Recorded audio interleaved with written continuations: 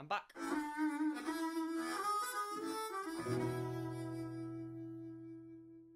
Let's address the elephant in the room.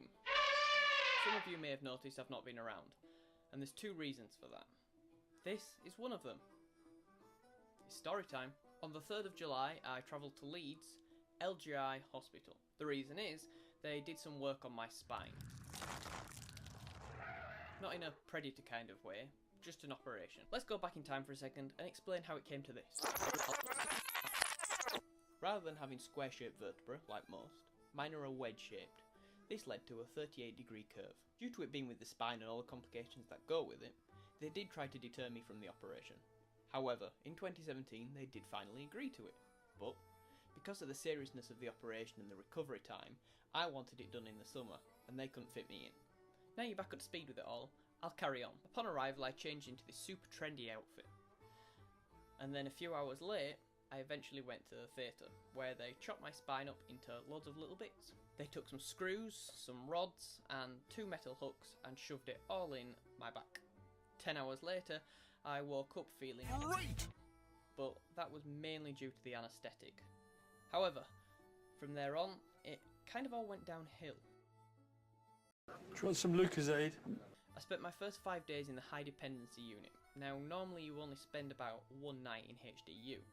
And a few days in, physio came to try and get me moving, but I couldn't. And that was the first of many blackouts.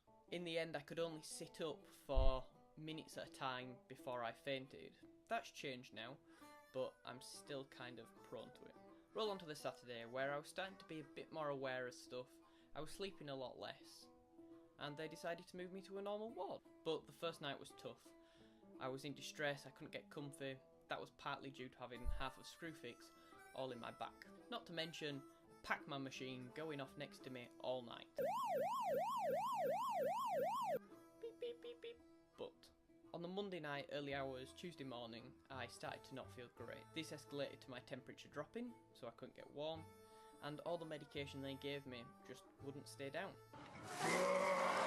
After a few hours, the opposite happened, where I was super hot, and they couldn't work out what to do for me or how to help. It was a long day, and after a number of tests we later found out that it was a close call with death because it was pneumonia. After all the tests and struggles, I was out of it for the next few days. Still in the same ward, they moved me to another bed, just in another bay. It was here I finally ate for the first time in 12 days.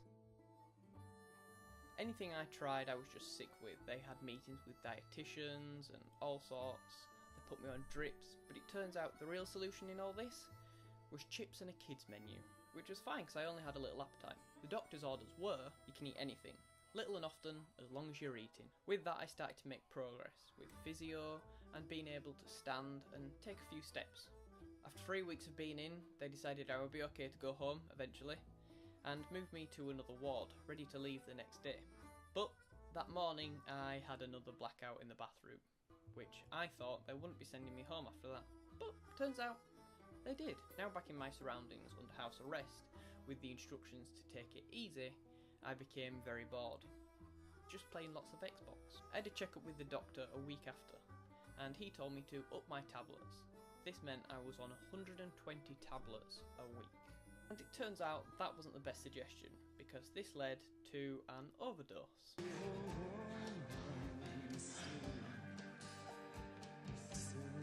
You see, I should have been taken off them and changed to something else, not issued with more. In the midst of all this, I did manage to tick off a bucket list item. I got a travelling ambulance. But the reason being, I had a blood clot in my lung.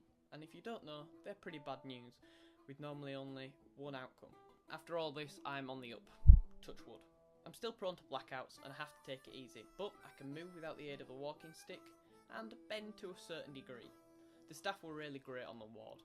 With all the ups and downs, they really did help. Although I still have to take it easy with no extreme sports, I'm slowly getting back to normal. The metal work in my back amounts to about £10,000, so if I ever need money, I can just trade myself in at a scrapyard. I'll make it rain all day long. Here's a little X-ray of before and after. To fit all that metal work in, they had to cut me open from top to bottom. so I have a massive scar now. I'm trying to think of a cool story as to why I have it. Like, I fought a dinosaur, so if you have any suggestions, let me know. And on that note, I think it's time I call it a day.